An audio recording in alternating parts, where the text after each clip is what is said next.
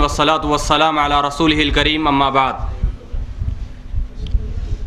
اللہ کے فضل و کرم سے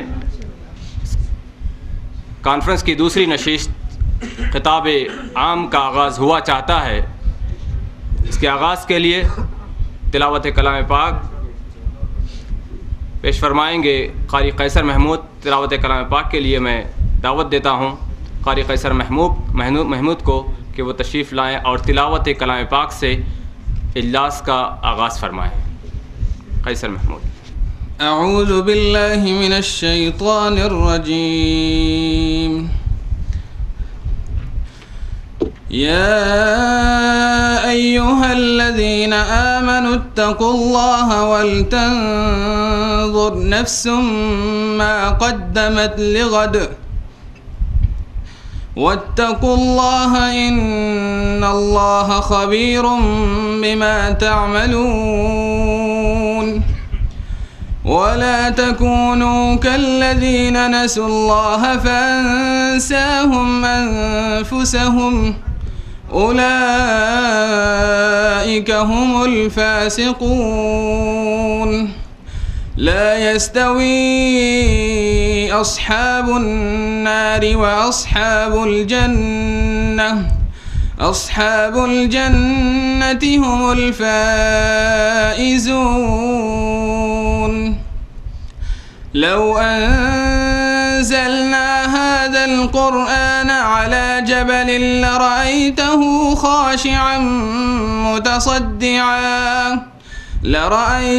خاشعا متصدعا من خشية الله. وتلك الأمثال نضربها للناس لعلهم يتفكرون. هو الله الذي لا إله إلا هو عالم الغيب والشهادة هو الرحمن الرحيم. هو الله الذي لا إله إلا هو الملك القدوس السلام المؤمن المهيمن العزيز الجبار المتكبر سبحان الله عما يشركون. هو الله الخالق البارئ المصور له الأسماء الحسنى يسبح له ما في السماوات والأرض وهو العزيز الحكيم. قل صدق الله فاتبعوا ملة إبراهيم حنيفا. کیا ہے اور اس اجلاس کا مقصد کیا ہے؟ کیوں یہ اجتماع ہو رہا ہے؟ کیوں یہ مشائخ جمع ہیں؟ اور کیا وجہ بنی اس اجلاس کی؟ تو انشاءاللہ میں شیخ محترم فضیلت الشیخ مقصود الحسن فیضی حفظہ اللہ تعالیٰ کو دعوت دیتا ہوں کہ آپ تشریف لائیں اور سامعین کے لیے مقصد اجلاس پیش فرمائیں. بسم اللہ الرحمن الرحیم. الحمد للہ رب العالمین وصلی اللہ علی نبینا محمد وعلی آلہ واصحابہ اجمعین. عزیز ساتھیوں، محترم علماء کرام، السلام علیکم ورحمۃ اللہ وبرکاتہ. اللہ تبارک و تعالی نے اللہ کے رسول صلی اللہ علیہ وسلم کو اس دنیا میں ایسے وقت میں مبعوث فرمایا کہ ساری دنیا کفر، ظلم، شرک، ہر قسم کی تاریکیوں میں ڈوبی ہوئی تھی. ایسے وقت میں اللہ کے رسول صلی اللہ علیہ وسلم کو اللہ تبارک و تعالی نے اس دنیا میں مبعوث فرمایا تاکہ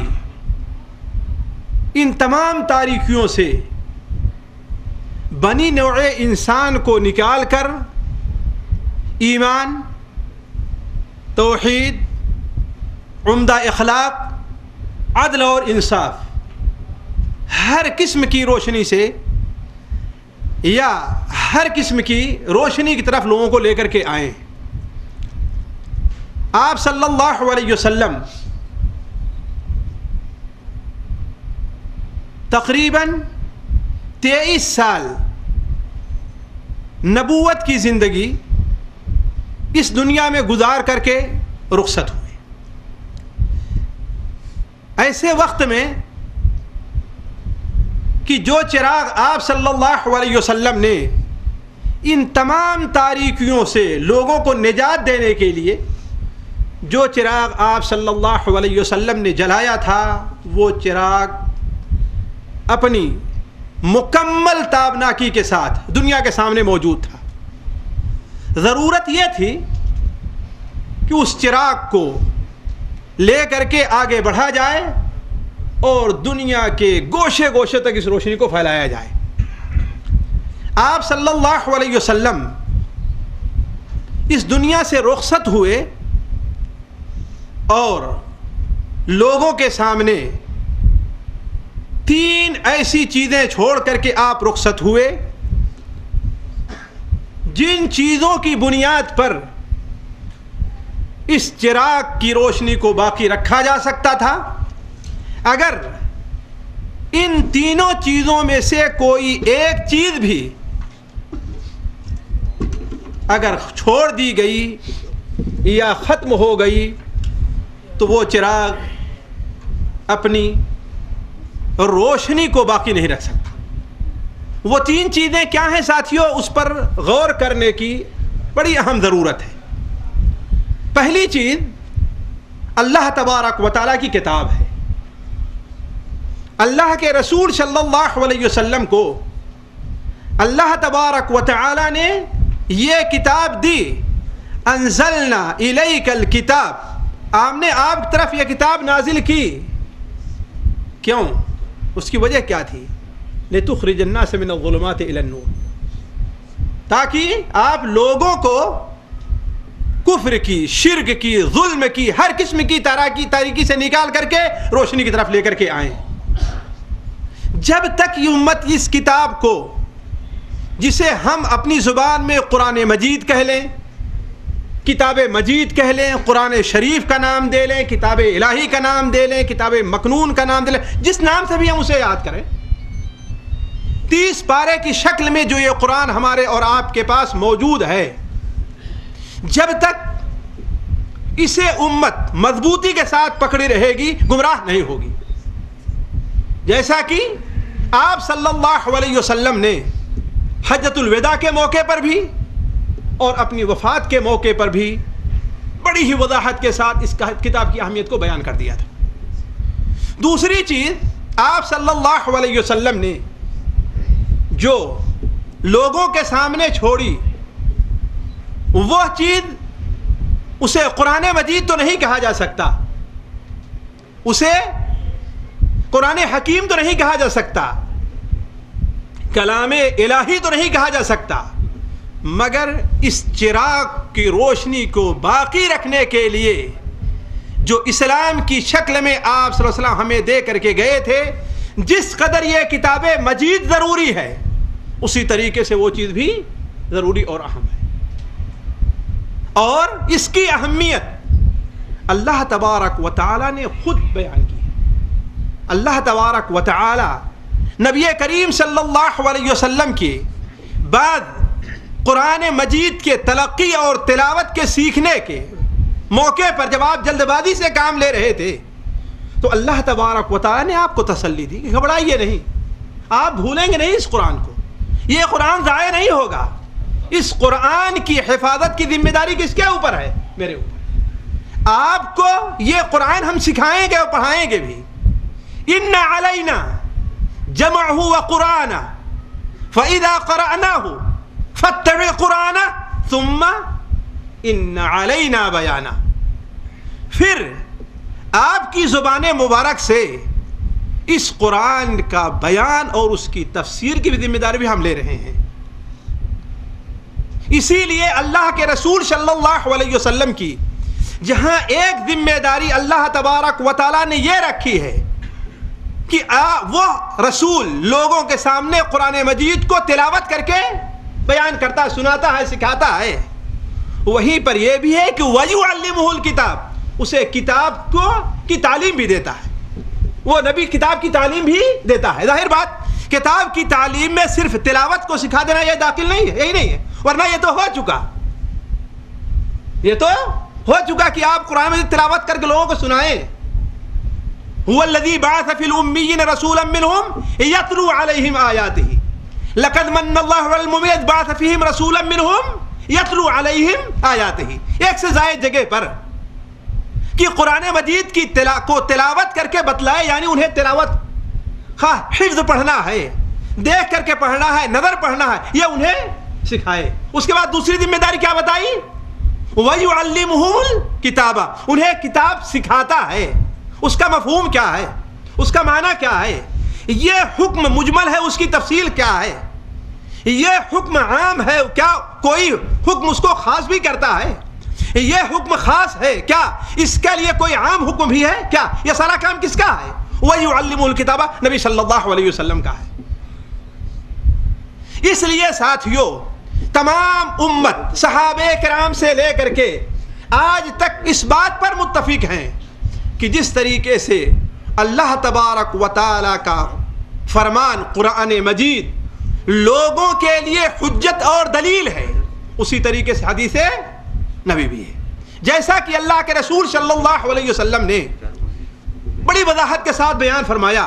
حضرت ابو رافع کی روایت ہے, حضرت مقداد ابن عمرو کی روایت ہے, مقداد بن معدی کریم کی روایت ہے, اور حضرت ابو ہریرہ, حضرت ابو امامہ کی مختلف کتب حدیث میں, سنن دارمی ہے, سنن البیہقی ہے, ترمذی ہے, سنن ابو داؤد ہے, نسائی ہے, متعدد کتب حدیث میں ہے, جس کا اجمالی معنی یہ ہے کہ آپ صلی اللہ علیہ وسلم نے ارشاد فرمایا کہ مجھے قرآن بھی دیا گیا ہے اور اسی کے ہم مثل ایک چیز اور دی گئی ہے, اسی کے ہم مثل ایک چیز اور دی گئی ہے. ظاہر بات ہے اسی کے ہم مثل معنی یہ نہیں ہے کہ جس طریقے سے نماز میں قرآن پڑھا جاتا ہے وہاں پہ اس طریقے بھی پڑھا جائے, یہ کوئی نہیں کہتا. جس طریقے سے قرآن کی تلاوت کی جاتی ہے ویسے اس کی بھی تلاوت کی جائے نہیں ہے. کس چیز میں ہے؟ اس معنی میں ہے کہ جس طریقے سے قرآن مجید کے اوپر عمل کرنا ضروری اور واجب ہے, ایسے ہی جو چیز نبی بیان کرتا ہے, وضاحت کرتا ہے, سکھاتا ہے, اس کے اوپر بھی عمل کرنا ضروری اور واجب ہے. یہ دوسری چیز تھی. تیسری چیز آپ صلی اللہ علیہ وسلم جو چھوڑ کر کے گئے ہیں وہ بھی امت کے بقا کے لیے, جو چراغ آپ نے جلایا تھا اس چراغ کی روشنی کے بقا کے لیے, وہ بھی ان دونوں چیزوں سے کوئی کم نہیں ہے. وہ چیز کیا ہے؟ آپ صلی اللہ علیہ وسلم کا اسوہ مبارکہ ہے. آپ صلی اللہ علیہ وسلم کا اسوہ مبارکہ ہے, جسے آپ اسوہ سے, تزکیہ نفس سے, کسی بھی چیز سے تعبیر کریں. اللہ تعالیٰ قرآن مجید میں کیا ارشاد فرماتا ہے؟ لقد کان لکم فی رسول اللہ اسوۃ حسنہ. رسول کی زندگی تمہارے لیے کیا ہے؟ بہترین نمونہ ہے. اسی لیے بعض وہ لوگ جو کتاب کا انکار نہیں کرتے تھے, حدیث رسول کا انکار نہیں کرتے تھے, نماز کے منکر نہیں تھے, روزے کے منکر نہیں تھے, لیکن آپ صلی اللہ علیہ وسلم کے اسوے سے ہٹ کر کوئی طریقہ ایجاد کرنا چاہتے تھے. جیسا کہ صحیح بخاری شریف میں حضرت انس بن مالک وغیرہ کی روایت ہے, صحیح مسلم شریف میں بھی اور متعدد کتب حدیث میں ہے کہ آپ صلی اللہ علیہ وسلم کے گھر آپ کی عدم موجودگی میں کچھ لوگ آئے. ان میں سے کسی نے کیا کہا؟ سوال کیا کہ آپ صلی اللہ علیہ وسلم کی زندگی کیسے رہا کرتی ہے گھر میں. کہا گیا کہ آپ نماز بھی پڑھتے ہیں, رات کو سوتے بھی ہیں, اور اپنے اہل و عیال کا حق بھی ادا کرتے ہیں, اپنی بیوی بچوں کا حق بھی ادا کرتے ہیں آپ صلی اللہ علیہ وسلم, اور روزہ بھی رکھتے ہیں, افطار بھی کرتے ہیں. تو ان میں سے بعض صحابہ جن کی نیت بڑی ہی اچھی اور صالح تھی, ہے کہ نہیں, انہوں نے کیا کہا؟ کہا کہ ہم اور اللہ کے رسول صلی اللہ علیہ وسلم, اللہ نے تو آپ کو اپنا پیارا بنا ہی لیا ہے, آپ تو معاف کیے ہوئے ہیں ہی, اللہ نے آپ کے اگلے پچھلے سارے گناہوں کو معاف ہی کر دیا ہے. آپ چاہے پوری رات جا کر کے نماز پڑھیں یا نہ پڑھیں, آپ چاہے روزہ رکھیں یا نہ رکھیں, آپ کو کیا فرق پڑتا ہے؟ ایک نے کہا اب ہم کبھی افطار ہی نہیں کریں گے, ہمیشہ روزہ رکھیں گے. دوسرے نے کیا کہا کہ ہم رات کو اب سوجا ہی نہیں کریں گے, رات بھر جا کر کے اور تیسرے نے کیا کہا کہ ہم شادی بیاہ کے چکر میں پڑیں گے ہی نہیں. شاید ان کا بھی یہی نظریہ تھا جو آج ہم کہتے ہیں شادی کھانا بربادی. حالانکہ شادی کھانا بربادی نہیں ہے. کیا ہے یہ؟ کمیونسٹوں نے، دہریوں نے، مادہ پرست لوگوں نے ہمیں یہ نظریہ دیا ہے، ہمیں یہ محاورہ دیا ہے کہ شادی کھانا بربادی نہیں. شادی کیا ہے؟ شادی کھانا آبادی ہے. شادی کھانا آبادی ہے. تو ان میں سے ایک نے کہا کہ اب ہم شادی کریں گے ہی نہیں. آپ صلی اللہ علیہ وسلم جب آئے اور معلوم ہوا تو آپ نے لوگوں کو بلایا اور کہا کیا تم ہی لوگوں نے یہ بات کہی ہے؟ انہوں نے کہا ہاں اے اللہ کی قسم. آپ نے فرمایا اللہ کی قسم میں تم لوگوں میں سب سے زیادہ اللہ تعالیٰ کا خوف رکھتا ہوں، لیکن سن لو میں نماز بھی پڑھتا ہوں، سوتا بھی ہوں، روزہ بھی رکھتا ہوں، افطار بھی کرتا ہوں، ہم نے شادی بھی کی ہے. یہ میری سنت ہے، یہ میرا طریقہ ہے. فمن رغب عن سنتی فلیس منی، جو میرے سنت سے اعراض کرے وہ میرے طریقے پر نہیں ہے. جس قدر سنت سے اعراض کم ہوتا جائے گا اسی طریقے سے آپ کے طریقے سے انسان ہٹتا جائے گا. اور اگر مکمل طور پر آپ کی سنت سے اعراض کر لے تو اس کا مطلب کیا ہے؟ انسان مکمل طور پر دین سے خارج ہو جائے گا. تو یہ تین چیزیں ہیں. تین چیزوں کا ماننا ہر انسان کے اوپر، ہر مسلمان کے اوپر ضروری ہے. ساتھیو، جس طریقے سے قرآن مجید کا جو کوئی بھی حکم ہے اس کا ماننا ضروری ہے، اسی طریقے سے حدیث میں اگر کوئی حکم ہے تو اس کا ہی ماننا ضروری ہے. جس طریقے سے قرآن میں کسی نبی کا، کسی بزرگ کا، کسی پیارے اللہ کے پیارے کا اسوہ بیان کیا گیا ہے اس کا ماننا ضروری ہے. اسی طریقے سے ہمارے نبی صلی اللہ علیہ وسلم کا اسوہ جو بیان ہوا ہے اس کا ہی ماننا ضروری ہے. اسی لیے ساتھیوں یہ بات اچھی طریقے سے نوٹ کر لے، بعض لوگ بہت دھوکہ کھاتے ہیں کہ جس طریقے سے کسی چیز کے اوپر عمل کرنا سنت ہے اور اگر اسی چیز پر اللہ کے رسول نے عمل نہیں کیا ہے تو اس کا چھوڑ دینا سنت ہے. مثال دیتا ہوں میں. اللہ کے رسول صلی اللہ علیہ وسلم نے ہاتھ اٹھا کر کے دعا مانگی ہے نا شے؟ مانگی ہے کہ نہیں مانگی؟ اور ترغیب بھی دی ہے. آپ صلی اللہ علیہ وسلم نے کیا ارشاد فرمایا؟ سنن ابو داؤد کی روایت ہے کہ جو شخص ہاتھ اٹھاتا ہے دعا مانگنے کے لیے اللہ تبارک تعالیٰ کے سامنے تو اللہ تبارک و تعالیٰ کو شرم آتی ہے کہ اس کے ہاتھ کو خالی واپس کرے. ہے نا یہ بات؟ لیکن یہ بتائیے دونوں سجدوں کے درمیان میں آپ دعا مانگتے ہیں کہ نہیں مانگتے ہیں؟ جی مانگتے ہیں نا. وہ کون سی دعا ہے جی؟ یاد ہے کہ نہیں؟ یہ دعا ہے کہ نہیں دعا ہے؟ اے اللہ تعالیٰ ہمیں بخش دے، اے اللہ تعالیٰ ہمارے اوپر رحم کرا، اے اللہ تعالیٰ ہمیں معاف کر دے، اے اللہ تعالیٰ ہمیں روزی دے. ہے کہ نہیں ہے؟ یہ دعا ہی تو ہے نا. لیکن آپ ہاتھ اٹھائیں گے؟ جی بتائیں، ہاتھ اٹھائیں گے؟ دعا ہے کہ نہیں دعا ہے؟ کیوں نہیں اٹھائیں گے جی؟ اس لیے کہ اللہ کے رسول صلی اللہ علیہ وسلم نے یہاں پر ہاتھ نہیں اٹھایا ہے، دعا کی ہے اور بغیر ہاتھ اٹھائے دعا کی ہے. اب اگر کوئی کہہ رہے بھائی دعا ہی تو کر رہے ہیں نا اور دعا میں ہاتھ اٹھانا کیا ہے؟ مستحب اور سنت ہے، ہم بھی ہاتھ اٹھا لیں تو آپ کیا کہیں گے؟ اس کی دلیل کو مانیں گے؟ آپ نہیں مانیں گے. تو عرض کرنے کا مقصد یہ ہے کہ موضوع بہت لمبی نہ ہو کہ جس طریقے سے ایک نبی اپنے قول میں متبع ہوتا ہے اس کی اتباع کی جاتی ہے، اپنے لائے ہوئے کلام میں متبع ہوتا ہے اس کی اتباع کی جاتی ہے، اسی طریقے سے اپنے اسوے کے اندر بھی متبع ہوتا ہے اور اس کی اتباع انسان کے اوپر واجب، سنت اور مستحب ہوا کرتی ہے. اور یہی چیز ہے، تینوں چیزیں جو اشتراک کے باقی رکھنے کے لیے ضروری ہیں. ساتھیوں، اس تمام وضاحت کے بعد قرآن مجید میں بڑی صراحت کے ساتھ اس کی وضاحتیں موجود، بڑی وضاحت کے ساتھ اللہ کی اطاعت کرو، اللہ کے رسول کی اطاعت کرو، ہے نا. اس قرآن کو اللہ رسول نے بڑی وضاحت ساتھ فرما دیا کہ میں تمہارے درمیان دو چیزیں چھوڑ کر کے جا رہا ہوں، اللہ کی کتاب اور میری سنت. آپ نے بیان فرمایا یہ قرآن، اس کا ایک سرا اللہ تعالیٰ کے ہاتھ میں ہے، ایک سرا تمہارے ہاتھ میں ہے. جب تک تمہارے پاس جو سرا ہے اس کو پکڑے رہو گے کہ گمراہ نہیں ہوگے. ہے کہ نہیں ہے؟ تو اللہ تعالیٰ نے قرآن کی اتباع کا حکم دیا. اللہ کے رسول صلی اللہ علیہ وسلم کی سنت کی اتباع کا حکم دیا، وہیں اللہ تبارک تعالیٰ نے اللہ کے رسول کے اسوے کو بھی سب سے بہتر اسوہ قرار دیا۔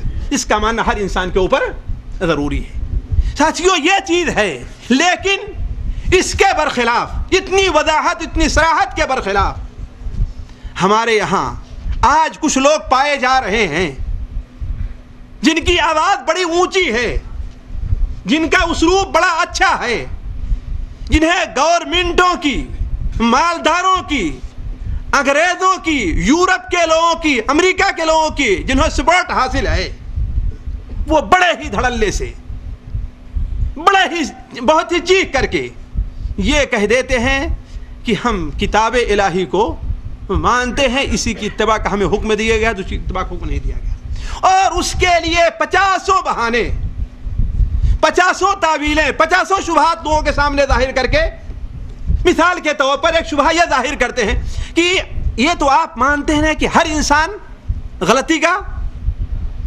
پتلا ہے، اس سے غلطی ہوتی ہے کہ نہیں ہوتی، بھول چوک ہوتی کہ نہیں بھول چوک ہوتی، کہ کوئی انسان سے بھول چوک نہ ہو۔ کہتے ہیں آخر ان حدیثوں کو بیان کرنے والے یہی انسان تو ہے نا، تو اس کی کیا دلیل ہے کہ جو حدیث اللہ کے رسول سے بیان کی اس میں ان سے بھول چوک نہیں ہوئی ہے؟ لیکن اگر اسی عقل کو انسان قبول کر لے تو دنیا میں اس کا زندگی بسر کرنا کیا ہے؟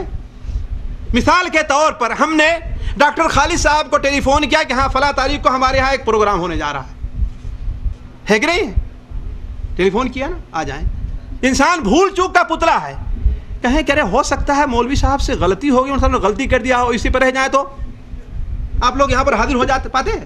بتائیے، ہو سکتا ہے تاریخ جو لکھی گئی ہے 12 تاریخ اس میں بھول ہو گئی ہو، ہے کہ نہیں؟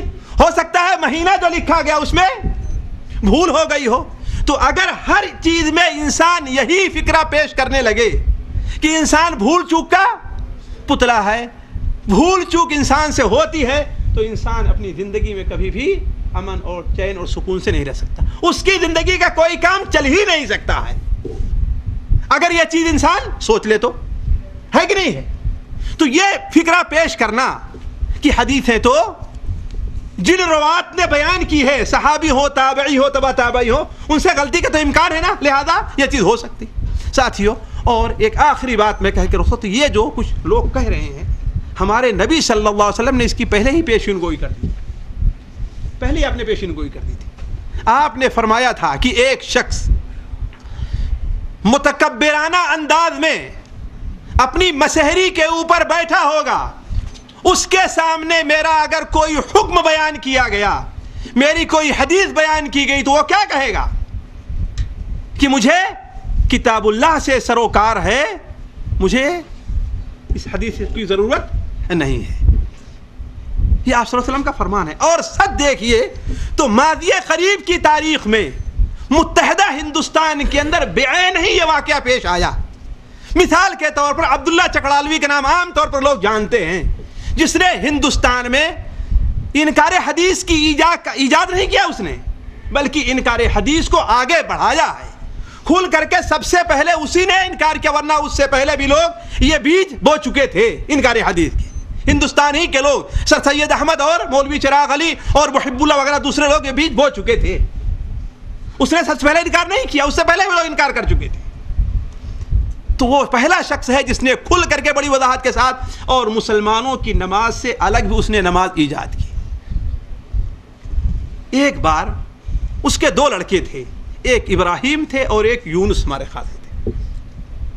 ایک لڑکا جو یوسف نام تھا یا یونس تھا، وہ تو اسی کے رائے پر چلا کرتا تھا، لیکن ابراہیم جو تھے اس کی رائے سے متفق نہیں تھے، لہذا وہ ناراض ہو کر کے اپنے بیٹے کو آگ کر دیا کہ ہاں چلو تمہیں ہماری میراث سے کوئی حصہ ملے گا ہی نہیں۔ ایک دن وہ اس کے باپ کے پاس آتے ہیں کہ ابا جی کس جرم کی بنیاد پر آپ ہمیں میراث سے محروم کر رہے ہیں، ہمارا کیا جرم ہے؟ اللہ کے رسول صلی اللہ علیہ وسلم نے بتایا ہے، بیان فرمایا کہ جو شخص اپنے کسی بیٹے کو میراث سے محروم کرتا ہے، اللہ تعالیٰ کے سامنے اس حال میں حاضر ہوگا کہ اللہ تعالیٰ اس کے ایک جسم کے ایک حصے کو بالکل لنج کر دے گا۔ تو اس نے کیا کہا؟ مجھے ان حدیثوں سے کوئی سروکار نہیں ہے، میرے سامنے یہ حدیث نہ بیان کرو، قرآن مجید کی کوئی آیت لا کر کے پیش کرو۔ وہ ٹیک لگا کر کے بیٹھا ہوا تھا، اس بیٹے نے کہا، آنکھ میں آنسو بھر آئے اور کہا، ارے آپ تو وہی ہیں، آپ تو وہی ہیں، آپ تو وہی ہیں جس کی پیشین گوئی اللہ کے رسول صلی اللہ علیہ وسلم نے کیا ہے کہ مسحری پر بیٹھا ہوگا، اس کے پاس ہمارا کوئی حکم آئے گا اور کہے گا کہ ہمیں قرآن سے سروکار اس حدیث کی میں کوئی ضرورت نہیں ہے۔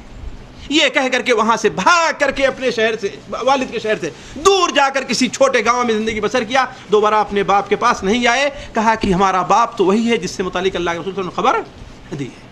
تو عرض کرنے کا مقصد ہے ساتھیوں، اسی چیز کو سمجھنے کے لیے یہ مجلس، یہ چیز منعقد کی گئی ہے کہ ہم اور آپ اس فتنے کو سمجھیں۔ یہ فتنہ آگے بڑھ رہا ہے، اس کے بارے میں سوچیں، معلومات حاصل کریں۔ اللہ تبارک و تعالی ہم میں سے ہر شخص کو اس فتنے سے محفوظ رکھے۔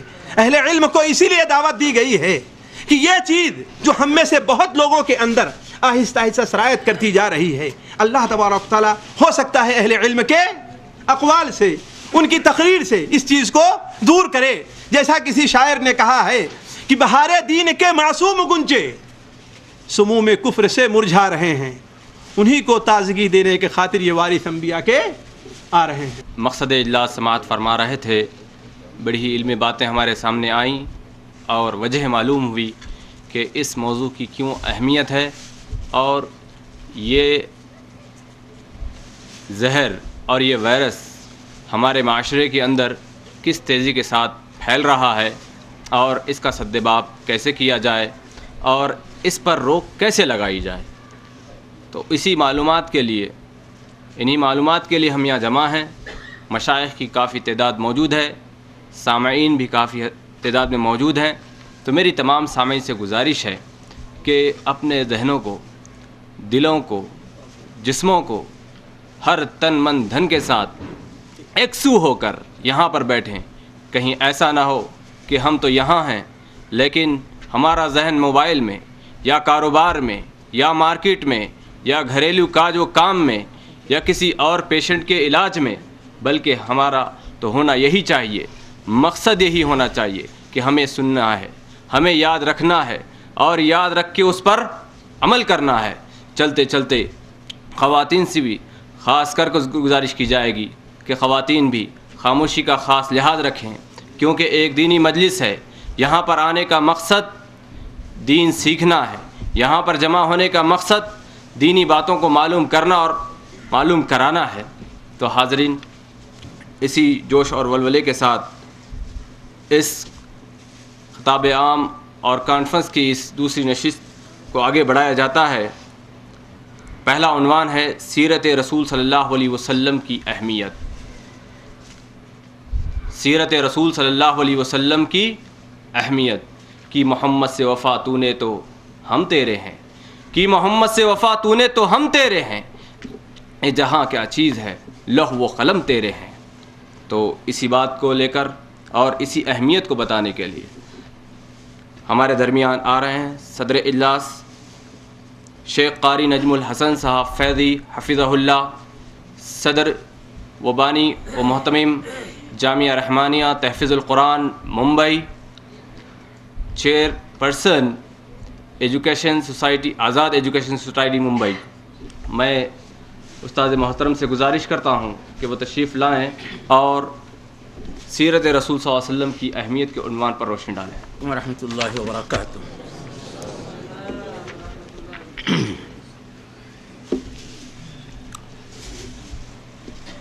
الحمد للہ رب العالمین والصلاة والسلام علی نبینا محمد صلی اللہ علیہ وسلم وآلہ واصحابہ اجمعین، اما بعد۔ اعوذ باللہ من الشیطان الرجیم، بسم اللہ الرحمن الرحیم۔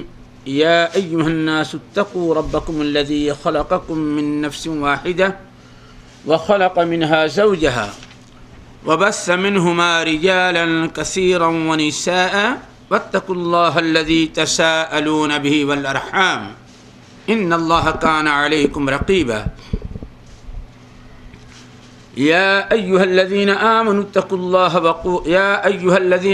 اتقوا الله حق تقاته ولا تموتن إلا وأنتم مسلمون يا أيها الذين آمنوا اتقوا الله وقولوا قولا سديدا يصلح لكم أعمالكم ويغفر لكم ذنوبكم ومن يطع الله ورسوله فقد فاز فوزا عظيما لقد كان لكم في رسول الله أسوة حسنة لمن كان يرجو الله واليوم الآخر وذكر الله كثيرا رب اشرح لي صدري ويسر لي أمري واحلل عقدة من لساني يفقهوا قولي علماء کرام، ہمارے عزیز بھائیوں، ہم نے آپ لوگوں کے سامنے قرآن پاک سورہ احزاب کی ایک بہت مشہور آیت تلاوت کی ہے، جس کا تعلق نبی کریم جناب محمد رسول اللہ صلی اللہ علیہ وسلم پوری زندگی کے ساتھ ہے۔ اگر ہم لوگ آج کی اس مجلس میں سیرت طیبہ کے تمام پہلو نہیں، کیونکہ یہ تو اتنا وسیع مضمون ہے، اتنا وسیع عنوان ہے، اگر بڑے بڑے ذی علم لوگ اس کو بیان کرنے لگیں تو مہینوں گزر جائیں گے، ہم جیسوں کی بات ہی ہے۔ سیرت طیبہ اگر ہمارے آپ کی زندگی میں آ جائے تو صحیح معنوں کے اندر ایک کلمہ پڑھنے والا پکا مومن مسلمان بن جائے گا۔ اگر سیرت طیبہ پر ہمارا آپ کا عمل ہو جائے تو یقیناً دنیا آخرت کے اندر اللہ کی رحمت ہمارے لوگوں پر نازل ہو، دنیا میں راحت مل جائے، عزت مل جائے، اور جو صحیح انسانیت کا ایک رنگ ہوتا ہے وہ ہم میں آ جائے۔ کیا سمجھے؟ صحیح انسانیت کا ایک رنگ ہم میں آ جائے۔ اگر سیرت طیبہ کا ہم کہتے ہیں پورا حصہ مسلمان ہیں، اگر آدھا حصہ بھی ہماری زندگی میں آ جائے تو یقیناً وہ انسان رب کا محبوب بن جائے۔ اور دنیا کے اندر ایک امام بن کر کے رہے، بھلائی کا، نیکیوں کا۔ لیکن افسوس تو یہ ہے آج سیرت کانفرنس پورے دنیا میں ہوا کرتی ہے۔ ابھی ہمارے ہاں بمبئی میں ہوئی تھی اتوار کے دن سیرت کانفرنس، وہاں میں نے یہی بات کہی تھی۔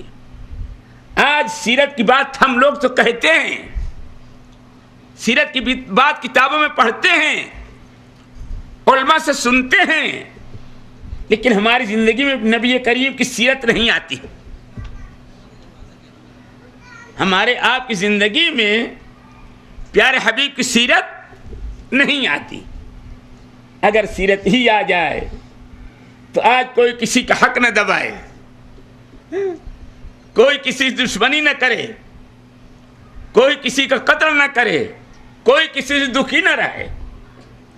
لیکن میرے عزیزو، آج سنتے تو ہم ضرور ہیں، کہتے تو ہم ضرور ہیں، بڑے افسوس سے کہنا پڑتا ہے زندگی جیسے کل خالی تھی سیرت پاک سے ہماری آپ کی۔ اللہ نہ کرے ایسا ہو، لیکن اندازہ لگتا ہے کل آنے والے دن بھی خالی رہتی ہے، سننے سے پہلے بھی خالی زندگی ہماری آپ کی، اور سننے کے بعد بھی۔ چلو ہمارے اتنے عزیز بیٹھے ہوئے ہیں،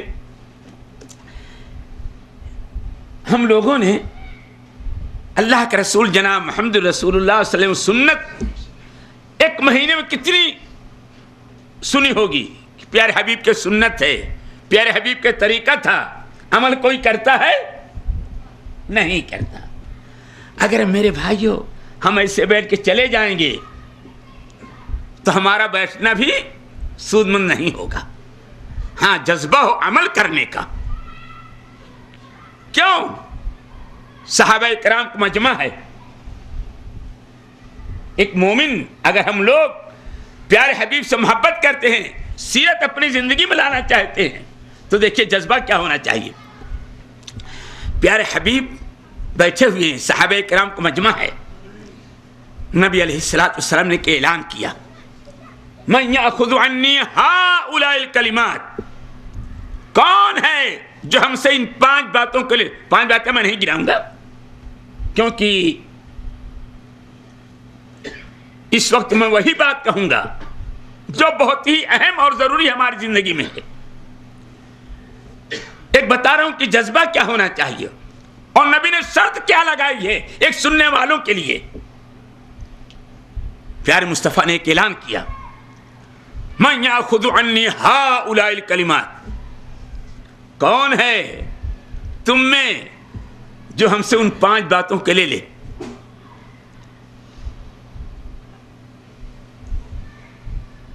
اس کو سنے، یاد رکھے، عمل کرے، اور عمل کرنے کے بعد دوسروں کو سنائے، بتائے کہ لوگ اس پر عمل کریں۔ تو سننے سنانے کے مقصد ہونا چاہیے کہ ہم جو بات سنیں گے سیرت کی، حقیقی محبت نبی کی وہی ہے کہ امت کے کوئی فرد پیارے حبیب کی پیاری بات سنے، عمل کرنے کے جذبہ رکھے۔ اللہ کی قسم اگر عمل کرنے کا جذبہ نہیں تو پیارے حبیب کی محبت کبھی نہیں ہو سکتا۔ عمل شرط ہے،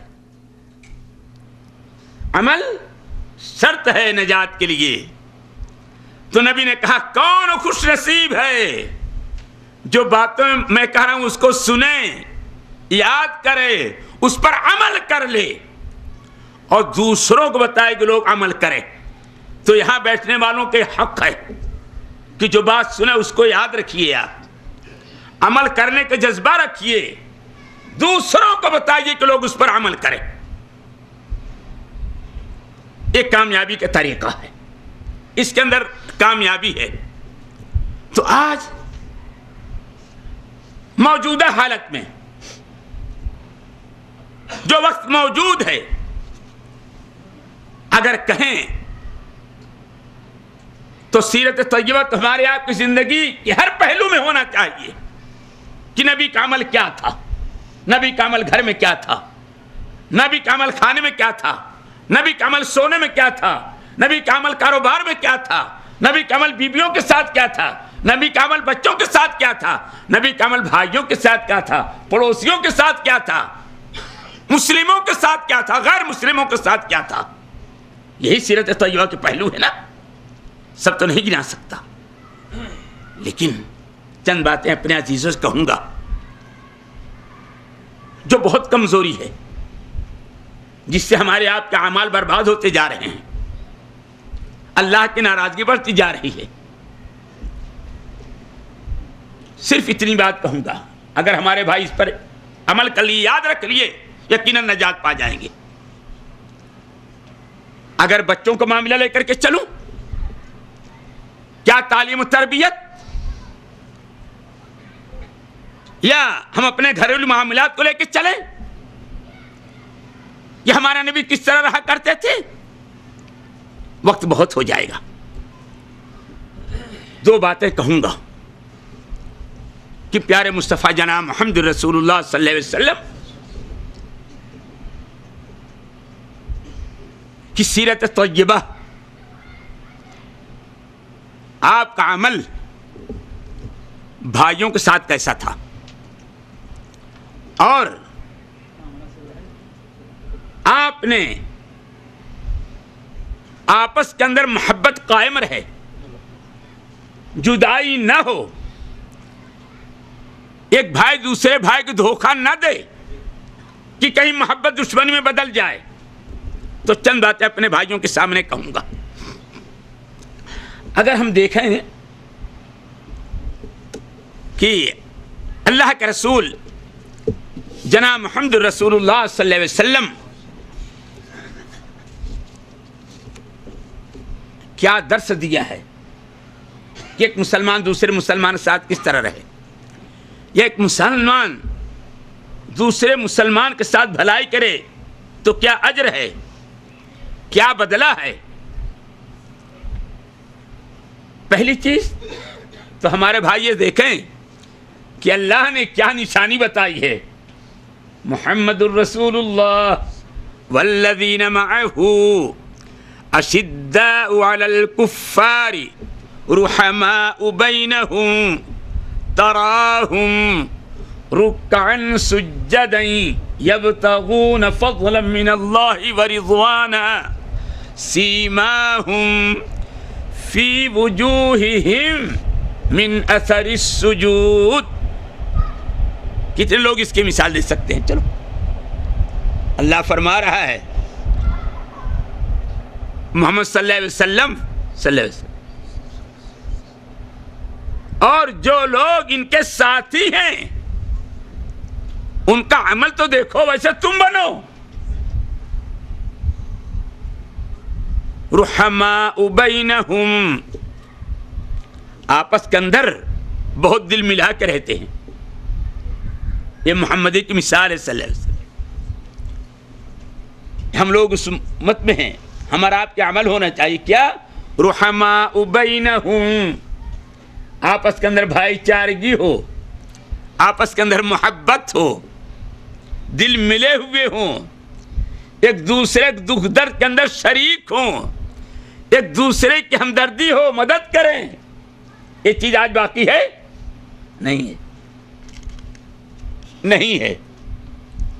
رحماء بینہم، یہ ہماری آپ کی مثال ہونی چاہیے کہ ہم لوگ آپس میں ایک دوسرے سے محبت کر کے رہیں۔ صحابہ کرام کا عمل تھا، صحابہ کرام کا طریقہ تھا کہ ایک دوسرے سے بہت محبت کیا کرتے تھے، لیکن افسوس کہ آج ہم میں ہر ایک شخص اگر ایک بھائی سے دوستی ہے، دوسرے بھائی دشمنی ہے۔ ہم میں کا ہر فرد کسی نہ کسی سے اپنے دل کو گندا کیے ہوئے ہے۔ ہم میں کا ہر فرد ایک دوسرے لین دین کے اندر دشمنی کیے ہوئے ہے۔ بہت بڑا عیب ہے، بہت بڑا عیب ہے۔ نبی نے کیا درجہ بتایا ہے، وہ نبی نے کیا مثال دی ہماری آپ کی، اسی سیرت کو اپنا لیجئے۔ اس جلسے سے یہ سبق لے کر کے جاؤ، نجات پا جاؤ گے۔ اللہ خوش ہو جائے کہ ہمارے بندے گئے تھے، کہ ہمارا نبی علیہ السلام کی حدیث سن کے عمل کر لیے۔ رحماء بینہم، آپس میں ایک دوسرے سے محبت بھائی چارگی رکھتے ہیں۔ اللہ اکبر۔ دوری اور نزدیکی دیکھو، اب کتنی دوری ہو گئی ہے اور کتنے نزدیک سے مسلمان ایک دوسرے سے۔ پیارے حبیب نے یہی درس سکھایا تھا پوری امت کے لیے۔ بڑی پیاری حدیث ہے، اللہ کے رسول جناب محمد رسول اللہ صلی اللہ علیہ وسلم خدمت میں ایک صحابی آتے، ان کے ساتھ چھوٹا سا بچہ رہتا تھا۔ تعلق دیکھو نبی نے کیا بتایا ہے، عمل کر کے۔ نبی علیہ السلام خدمت میں، باپ آتا، چھوٹا بچہ پیچھے سے آ جاتا، باپ سے چمٹ کے بیٹھا رہتا۔ آج بھی ہوتا ہے، چھوٹے بچے کیسے آتے ہیں، اپنے باپ کے ساتھ مسجد میں چلے آتے ہیں، جلسے میں چلے آتے ہیں۔ حدیث کے اندر آتا ہے وہ بچے کی انتقال ہو گیا۔ جب بچے کی انتقال ہوا تو صحابی رنج غم میں نبی علیہ السلام کی مجلس میں حاضر نہ ہو سکے۔ جب ایک دن 2 دن نبی علیہ السلام نے اپنے ساتھی کو نہیں پایا تو نبی نے کیا کہا؟ فلاں آدمی کہاں گیا،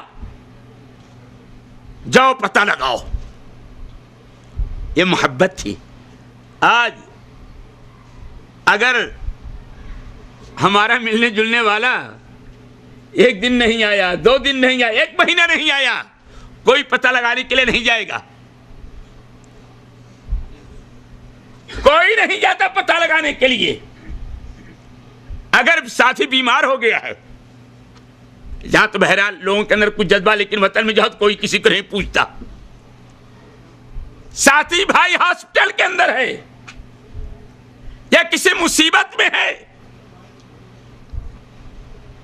کسی کو فرصت نہیں جا کر اس کی خبر گیری کر لے، جا کے تیمارداری کر لے، جا کے اپنے بھائی کی خیریت معلوم کر کے آئے۔ تو حدیث کے اندر ہے کہ نبی علیہ السلام کی اتنی فکر ہوئی، نبی نے درس دیا میرے عزیزو، یہ تعلق نبی نے بتایا بھائی کے ساتھ، جاؤ پتہ لگا کر کے آؤ، فلاں تمہارا بھائی مجلس میں نہیں آ رہا، درس میں نہیں حاضر ہو رہا ہے۔ صحابی گئے، واپس آئے، کہتے اللہ کا رسول، وہ بیچارے کے جو بچہ آتا تھا ساتھ میں ان کے، اس بچے کی انتقال ہو گیا، تو اسی دکھ درد میں، غم میں ہیں، آپ کے مجلس میں آ نہیں پائے۔ نبی علیہ السلام بلواتے ہیں، دکھ نبی کو بھی ہوا اپنے صحابی کا دکھ کو دیکھ کر کے، تو اللہ کے رسول ان کو تسلی کس طرح دی۔ دیکھو ہمارے نبی نے اس صحابی کو تسلی کس طریقے سے دی۔ اے میرے بھائی تمہیں بتاؤ، الا تحبو، کیا تم اس چیز کو پسند نہیں کرتے ہو کہ کل قیامت کے دن جب تم جنت میں جانے لگو تو تمہارا بیٹا تم سے پہلے جنت کے دروازے پر کھڑا ہو کر کے دروازہ کھولنے کے انتظار میں رہے کہ میرے باپ آ رہے، میں جنت کا دروازہ جلدی کھول دوں۔ صحابی نے کہا یہ اللہ کا رسول، میں اس پر راضی ہوں۔ ایک حدیث کے اندر ہے کہ نبی علیہ السلام ان کے غم کو دور کرنے کے لیے سوال کرتے ہیں، بھلا بتاؤ کیا تمہیں چاہتے ہو کہ تمہارا بیٹا زیادہ عمر پائے، تم کو کما کر کے لائے دے، تمہاری خدمت کرے؟ تم کو یہ پسند ہے کہ جب تم جاؤ تو تمہارا بیٹا جنت کے دروازے پر کھڑا رہے اور تمہارا انتظار کرتا رہے، میرا باپ آئے تو میں اپنے باپ کے لیے جنت کا دروازہ کھلواؤں؟ صحابی کہتے ہیں اللہ کا رسول مجھ کو یہ پسند ہے، بچہ چلا گیا، ہم کو جنت کا دروازہ کھلا ہوا چاہیے۔ عرض کرنے کا مقصد ہے کہ پیارے حبیب اس طریقے سے تعلق چھوڑتے تھے، ایک دوسرے کے دکھ درد کے اندر شریک ہونے کے لیے تھا۔ لیکن افسوس تو یہ ہے کہ آج میں تو کہتا ہوں دوسروں سے راحت ہے، اپنوں سے بہت تکلیف ہے۔ آج سگے بھائیوں کے اندر دیکھیے جدائی ہے، پڑوسیوں کے اندر دیکھیے جدائی ہے۔ یہ بتا رہا ہوں کہ مومن کی شان نہیں ہے، یہ محمدی جوانوں کی شان نہیں ہے، یہ تو کسی اور کا عمل ہوگا۔ پیارے حبیب نے تو ہم کو محبت کرنے کو حکم دیا ہے، خبرگیری کرنے کو حکم دیا ہے۔ ایک حدیث اور سناؤں، کیونکہ میں جانتا ہوں آج دلوں میں بڑی دوری ہے، پڑوسی نہیں ہے، رشتہ دار نہیں ہے، لوگ نماز تو پڑھتے ہیں، حج تو کرتے ہیں، لیکن پڑوسی کا دروازہ نہیں کھٹکھٹا سکتے، بھائی کو سلام نہیں کر سکتے۔ حرم جائیں گے، پڑوس میں بھائی اس کے پاس نہیں جائیں گے، دشمنی ہے۔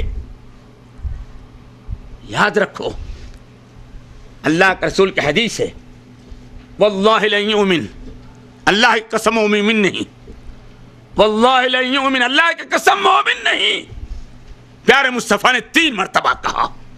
صحابہ کرام نے کہا اللہ کون سا بد نصیب ہے جس کے لیے آپ بار بار کہے مومن نہیں ہو سکتا، مومن نہیں ہو سکتا۔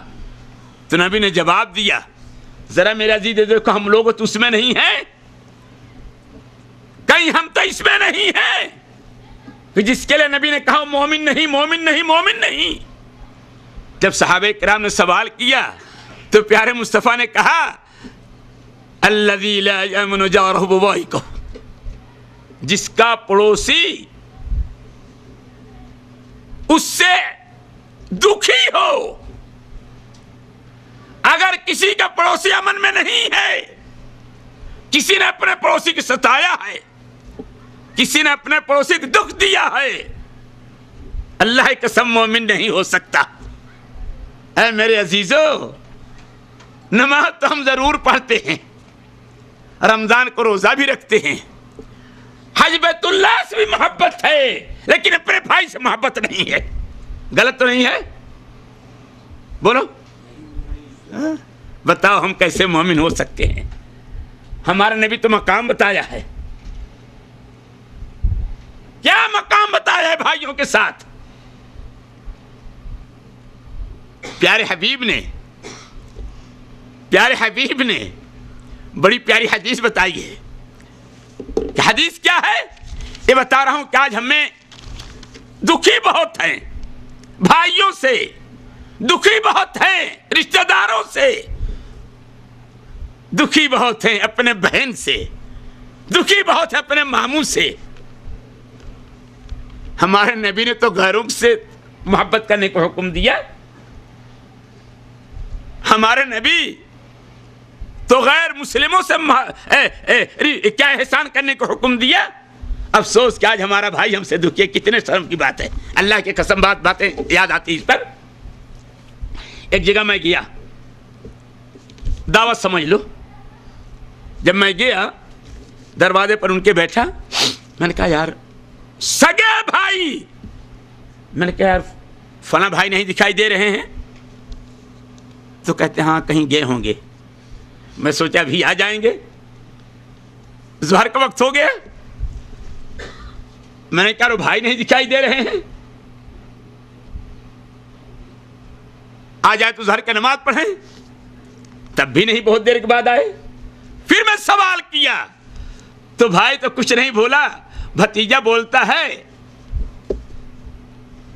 چچا وہ ہمارے ہاں سے لین دین بات چیز سب بند ہے، دعوت ہے 20 کلومیٹر سے آدمی یہاں کے دعوت میں شریک ہے، غیروں کی دعوت ہے، اگر محروم ہوا تو کون ہوا؟ بھائی محروم ہوا۔ کتنا عیب کی چیز ہے، کتنے گناہ کی چیز ہے۔ اللہ خوش ہوگا کبھی نہیں خوش ہوگا، اللہ کبھی راضی نہیں ہو سکتا۔ یاد رکھنا، چاہے آدمی ہر مہینہ عمرہ کیا کرے، بہت بڑا عیب ہے میرے عزیزو۔ اگر یہ عیب ہم میں کسی بھائی کے اندر ہے تو اپنے اس عیب کو، اس گناہ کو دور کرنا چاہیے۔ اسی لیے نبی علیہ السلام نے فرمایا رشتہ جوڑنا یہ نہیں ہے۔ اگر میں کسی سے کہوں یار اپنے ماموں سے کیوں نہیں بات کی ہے، یار ہمارے ماموں خود ہی نہیں بات کرتے، یہ کہتے ہیں کہ نہیں لوگ، یار اپنے بھائی سے نہیں ملاقات کی لے، بھائی مجمع میں رہتے ہم یہاں رہتے ہیں، یار تمہارا بھائی بہت دن سے نہیں آیا، نہیں ہمارے آنا جانا بالکل بند ہے، اس کے اندر خیر نہیں ہے۔ نبی علیہ السلام نے فرمایا سب سے زیادہ نیکی کا مستحق وہ آدمی ہے جس سے لوگ رشتہ توڑیں اور جا کر کے ان سے رشتہ جوڑیں۔ تو اس میں کوئی عار و شرم نہیں ہے کہ اگر ہمارا بھائی ہم سے رشتہ نہیں تو جوڑتا تو ہم بھی اس سے رشتہ نہ جوڑیں۔ نبی علیہ السلام نے فرمایا رشتہ جوڑنا یہ ہے، اگر تم سے کوئی رشتہ کاٹتا ہے تم اس سے رشتہ جوڑو۔ تو اللہ کے رسول جناب محمد رسول اللہ صلی اللہ علیہ وسلم نے فرمایا، بڑی پیاری حدیث ہے۔ حدیث کیا ہے؟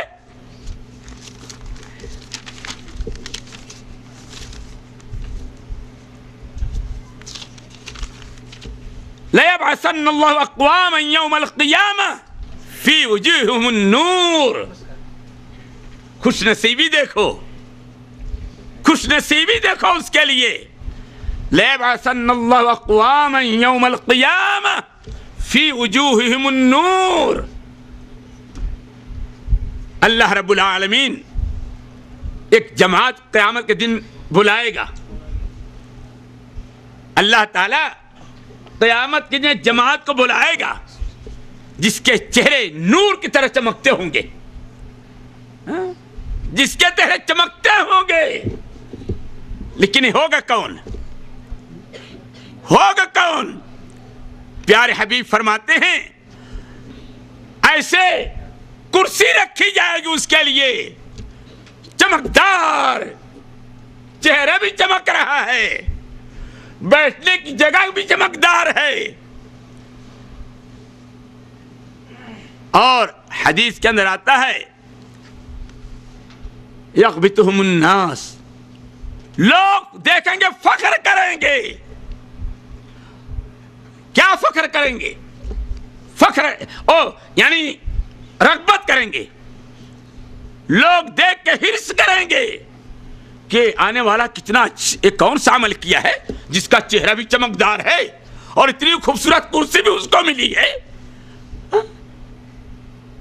نبی علیہ الصلوۃ والسلام فرمائے لیسوا بانبیاء ولا شہداء, میرے امت کو لوگوں یاد رکھو جس کا چہرہ اتنا چمکدار ہے, جس کی کرسی اتنی خوبصورت ہے چمکدار, وہ نبی نہیں ہوں گے, شہید نہیں ہوں گے.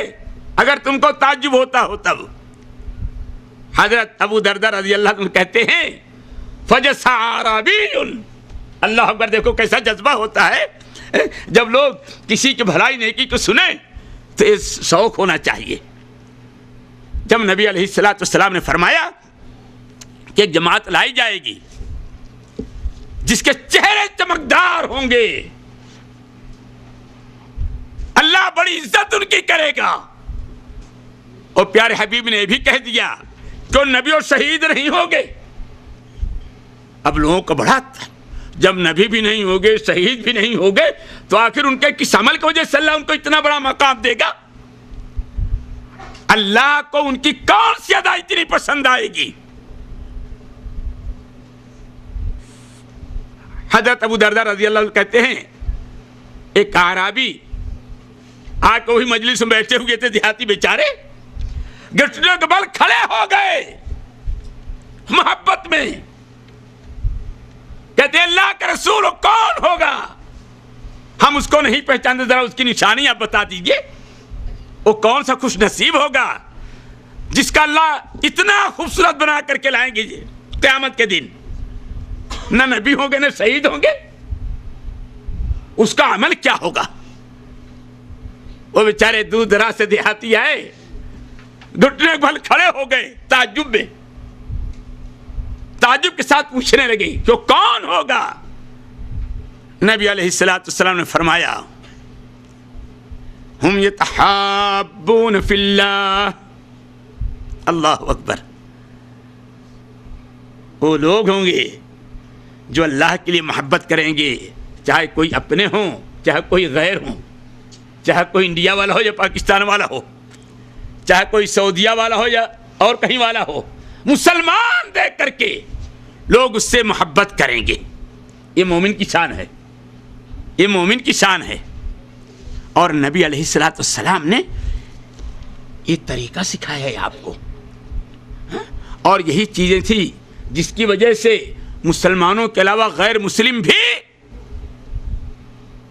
متاثر ہوتے تھے یہ اخلاق دیکھ کر کے, یہ محبت دیکھ کر کے. لیکن آج ہم اپنوں کے ساتھ نہیں محبت دکھا سکتے, دوسروں کے ساتھ کیا دکھائیں گے؟ محبت پر ایک بات مجھ کو یاد ہے, بھی بھول جاؤں گا, کہ آج آپ اپنا اچھا اخلاق پیش کریں تو غیر قوم جس کو ہم دشمن کہتے ہیں وہ ہم سے محبت کرے ہمارے اخلاق کو دیکھ کر کے. لیکن افسوس آج لوگ کہتے ہیں کہ ارے آج ہم کو دہشت گرد کہا جا رہا ہے, آج ہم کو دہشت گرد کہا جا رہا ہے. غلط نہیں ہے, یہ غلط نہیں ہے. تجربے میں بھی جو بات آ رہی ہے نا, ہم اپنے ہاں ہندوستان کی بات آپ کو بتاتے ہیں. آج چوری کرنے کے اندر آگے مسلمان ہیں ہمارے یہاں, غیر قوم کے لڑکیوں کے ساتھ بدتمیزی کرنے کے اندر مسلمان عام ہیں ہمارے یہاں. ابھی جلدی کی بات بتاؤں, ایک ہفتہ ہوا میں اپنے گھر سے نکلا, اپنے جامعہ میں جا رہا تھا ملاڈ کے پاس. یعنی یہ بتا رہا ہوں اللہ کا سواج مسلمان کی غیرت کیا ہو گئی. پہلے غیر قوم ہمارے عمل کو دیکھ کر کے اچھائی سیکھتے تھے, لیکن افسوس ہمارے عمل اتنے گندے ہو چکے ہیں, آج غیر قوم کا طریقہ ہم کو سیکھنا پڑ رہا ہے. اپنے آنکھوں کے سامنے بات بتا رہا ہوں.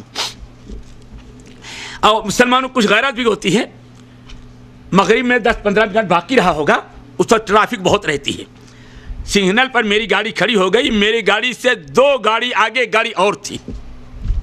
یہ بتا رہا ہوں تعجب ہوتا ہے افسوس کے ساتھ کہ ہم نے لوگوں کو اچھائی بتائی تھی, آج ہمارے اندر اچھائی نہیں رہ گئی. تو گاڑی جب کھڑی ہوئی ہماری سگنل پر تو دیکھ رہا ہوں کہ میری گاڑی کے آگے 2 گاڑی آگے, ایک گاڑی اور کھڑی ہے اشارے پر. تو 4 نوجوان بچے تھے اور چاروں مسلمان تھے. عمر کتنی رہی؟ 18 سے 20 سال, چاروں کی عمر 18 سے 20 سال کی تھی.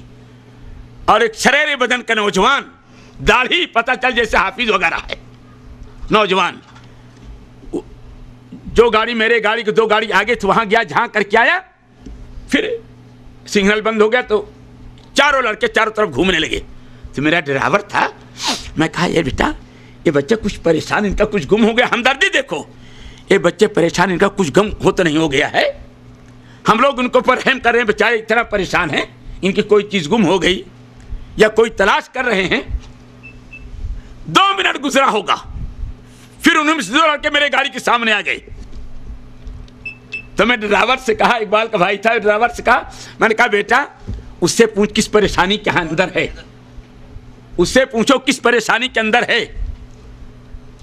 پوچھتے پوچھتے دیکھا سگنل چالو ہوا, دوڑ کے چلا گیا اسی گاڑی کے پاس جو میرے گاڑی سے 2 آگے گاڑی تھی. گیا, جیسے اس کی گاڑی چالو ہوئی, ہاتھ ڈالا, موبائل تھا, گاڑی چابی نکال کے بھاگنا شروع کیا. ہم کو ہمدردی ہے کہ مسلمان بچے کسی پریشانی کے اندر ہیں. اور بچے کون تھے؟ ڈاکو تھے, ڈاکو بچے تھے, مسلمان تھے. اب گاڑی والا, گاڑی رک گئی, کھولا, ڈاکو چور چور چور, جب تک چور چور کا چاروں کہاں نکل گئے ہوں گے. یہ افسوس ہے کہ آج ہم نے ان کو کیا, افسوس ہے نوجوانوں پر. یہی نہیں, آج میں دیکھتا ہوں کہ ممبئی سے جتنی گاڑیاں چوری ہوتی ہیں, جتنی گاڑیاں چوری ہوتی ہیں, جتنی گاڑیاں چوری ہوتی ہیں, سب مسلمان بچے لے کے جا رہے ہیں, پکڑے جا رہے ہیں, پیسے دیتے ہیں پھر چھوٹتے ہیں. یہ بدخلقی ہے. اور اخلاق کی بات بتاؤں, ابھی کچھ دن پہلے میرا کام کورٹ کچہری میں نہیں تھا, لیکن ہماری جماعت کے وکیل صاحب سے ان کو کچھ مشورہ کرنا تھا. ان کو میں بلایا کہ مسلمان کا اخلاق کیا ہونا چاہیے. ان کو میں نے بلایا تو ہم لوگ ایک ہوٹل میں بیٹھ گئے, میں تھے, میرے ایک رشتے دار تھے اور وکیل صاحب, تینوں آدمی بیٹھ کر کے چائے وغیرہ پی رہے تھے. تو 2 وکیل اور آئے, ان کے جونیئر, جو ہمارے وکیل صاحب تھے, وکیل ظفر صاحب, ان کے جونیئر آئے. تو انہوں نے مذاق میں کہا وکیل صاحب ناشتہ وغیرہ بڑا اچھا ہو رہا ہے. تو میں اپنے رشتے دار کو اشارہ کیا, ان کو بھی دلا دو. ان کو ناشتہ کرا کر کے ہمارے رشتے دار گئے, پیسہ پہلے دے دیے. اللہ گواہ ہے زیادہ 18-20 روپیہ خرچہ ہوا ہوگا. جب وہ وکیل ہندو جو تھا, جب کاؤنٹر پر گیا, کہتا تمہارا پیسہ دے چکے وہ لوگ, اتنا متاثر ہوا. آ کے کہتا ہے وکیل صاحب جب بھی اچانک کوئی کیس ہوگا ہم مفت ان کا پورا کیس لڑیں گے, کوئی کیس ہوگا ان کا مفت لڑیں گے. یعنی ہندو وکیل اتنا مستعد ہوا. ہم نے دیا اس کو کتنا, 18 یا 20 روپیہ, لیکن اتنا متاثر ہوا, اتنا متاثر ہوا. تو کہنے کا مقصد یہ ہے کہ ہمارے یہاں اخلاق محبت کوئی چیز رہ نہیں گئی. تو اللہ کے رسول جناب محمد رسول اللہ صلی اللہ علیہ وسلم فرمایا, جب وہ دیہاتی صحابی نے کہا یہ اللہ کے رسول کون خوش نصیب ہوں گے جن کے چہرے چمکدار ہوں گے, جن پر اللہ کی اتنا انعام ہوگا. تو نبی علیہ السلام نے فرمایا وہ لوگ ہوں گے جو ایک دوسرے سے محبت کرنے والے ہیں, وہ لوگ ہوں گے جو ایک دوسرے سے ہمدردی کریں گے. یہ ہے مقام میرے بھائیوں کے ساتھ محبت کرنے کا. لیکن افسوس کیا, یہ محبت کہاں ہے.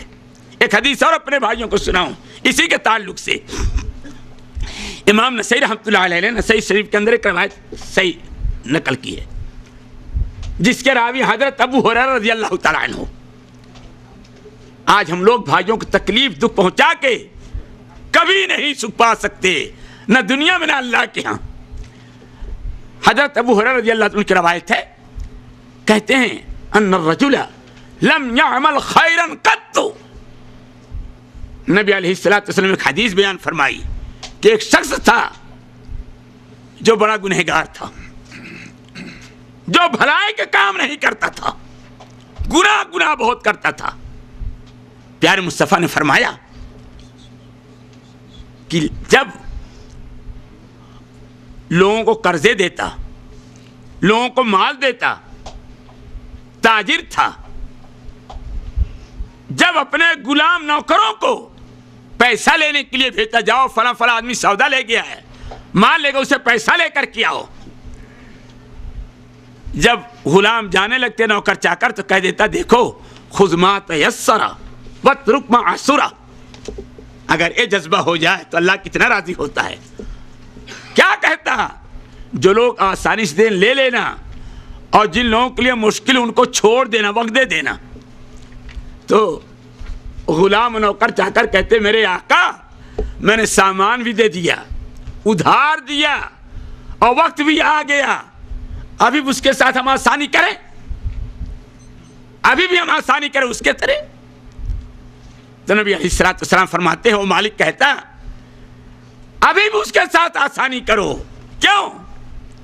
میں بہت گنہگار ہوں، میں بہت گنہگار ہوں، میں اللہ کے بندوں پر یہاں آسانی کروں گی. دنیا میں اللہ کے بندوں پر ہم رعایت کریں گے تو مجھ کو امید ہے کہ کل اللہ کے ہم کھڑے ہوں گے تو ہمارا رب ہمارے ساتھ رعایت کرے گا، ہمارا رب ہمارے ساتھ آسانی کرے گا، کیونکہ ہم اللہ کے بندوں کے ساتھ آسانی کیے ہیں، ہم اپنے بھائیوں کے ساتھ آسانی کیے ہیں. نبی علیہ الصلوۃ والسلام فرماتے وہ آدمی لوگوں کو چھوٹ دیتا چلا جاتا. پیارے حبیب فرماتے ہیں اس کا انتقال ہو گیا، اللہ کے سامنے بندہ حاضر کیا گیا. اللہ سوال کرتا ہے میرے بندے تیرے پاس تو کچھ ہے ہی نہیں ہے، تیرے پاس تو بہت گناہ ہے، تیرے ساتھ کیا سلوک کیا جائے؟ پیارے حبیب فرماتے ہیں بندہ کہے گا اللہ تو خوب جانتا ہے میں سراپا گنہگار ہوں میرے مولا.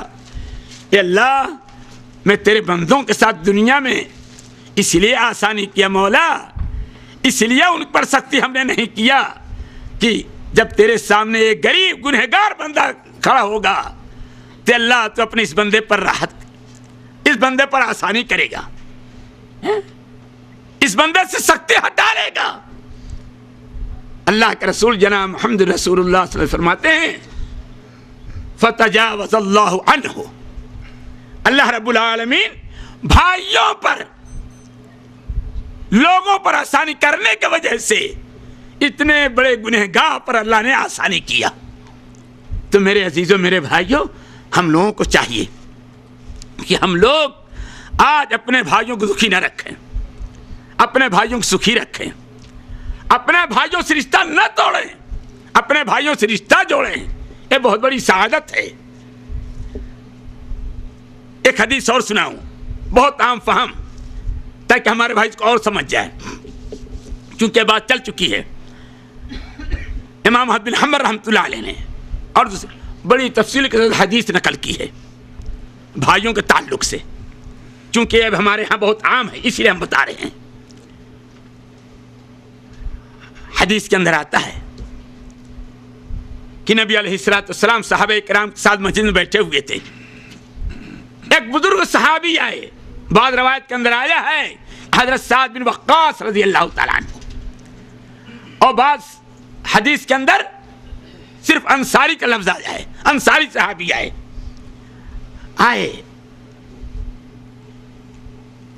داڑھی وغیرہ سے وضو کے پانی ٹپک رہے ہیں، ایک ہاتھ میں جوتی ہے، جوتی رکھے، السلام علیکم وعلیکم السلام، 2 رکعت نماز پڑھے.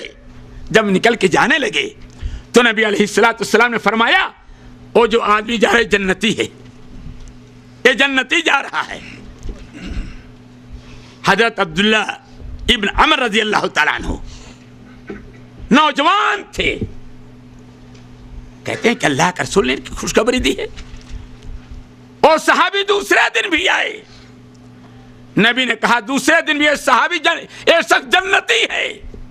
تیسرے دن آئے, نبی علیہ السلام نے کہا جنتی جا رہا ہے, دیکھ لو. حضرت عبداللہ ابن عمر بن عاص رضی اللہ عنہ کہتے ہیں کہ میں پیچھے لگا, مجھ کو بڑا شوق ہوا اور تعجب کیا کہ ان کا کون سا عمل ہے کہ نبی علیہ السلام نے 3 دن برابر ان کو جنت کی خوشخبری سنائی. شوق ہوا کہ ہم بھی چل کر کے دیکھیں, وہی عمل کریں, کیونکہ بہت بڑی بات ہے کہ اللہ کے رسول جناب محمد رسول اللہ صلی اللہ علیہ وسلم کسی کو جنتی ہونے کی بشارت دی. حضرت عبداللہ ابن عمر بن عاص کہتے ہیں کہ جب بزرگ صحابی مسجد سے نکل کے جانے لگے, پیچھے پیچھے میں ان کے ہو لیا کہ چلو ان کے گھر اور دیکھوں کہ ان کا کون سا عمل ہے جس کی وجہ سے نبی علیہ السلام نے ان کو جنت کی بشارت 3 دن بتائی کہ جنتی ہیں جنتی ہیں جنتی ہیں.